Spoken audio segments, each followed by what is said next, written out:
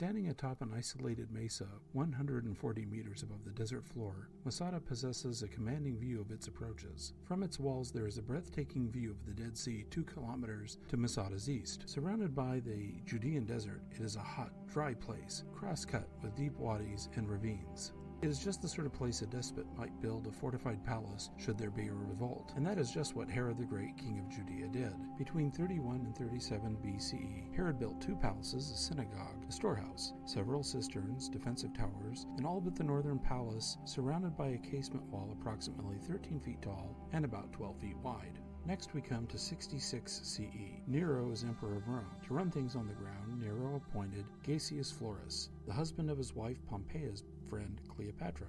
Florus was as incompetent as he was well-connected, and as procurator of Judea, he went out of his way to offend the local population. He looted the temple treasury in Jerusalem, claiming it was a tax to be paid to the emperor, but when the Jewish population protested, Florus sent soldiers into the city to put down the demonstrations. He had several civic leaders arrested, publicly whipped and crucified. The frosting on the outraged cake was that several of those arrested had Roman citizenship, which guaranteed them the right to a trial. The entire province erupted in rebellion. Florus was replaced as procurator by Marcus Antonius Julianus and disappears from history.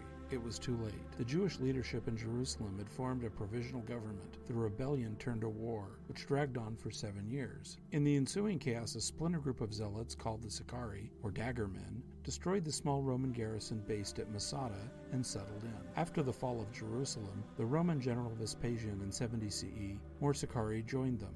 When the war concluded, the Romans began mopping up operations against the remaining holdouts. By 72 CE, the new Roman governor of Judea, Lucius Flavius Silva, led the 10th Legion, its auxiliary units, plus a number of Jewish prisoners of war, into the Judean desert to deal with the holdouts at Masada.